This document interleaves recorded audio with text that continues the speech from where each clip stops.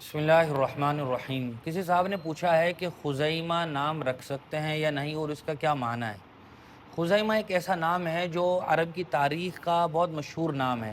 زمانہ جاہلیت میں بھی کئی لوگوں کا یہ نام ہوتا تھا، اور پھر بعد میں جب بہت سارے صحابی بن گئے، مسلمان ہو گئے، تو حضور اکرم صلی اللہ علیہ وسلم نے یہ نام باقی رکھا ہے۔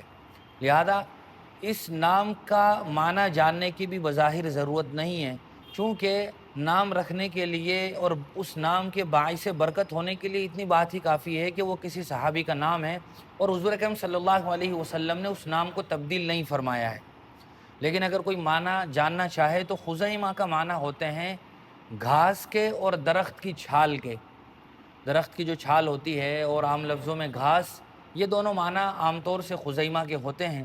لہذا اگر کوئی اپنا نام خزیمہ رکھنا چاہے تو بالکل رکھ سکتا ہے۔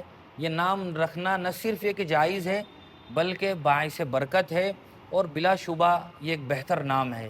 لہذا اگر کوئی خزیمہ نام رکھنا چاہے تو رکھ سکتا ہے۔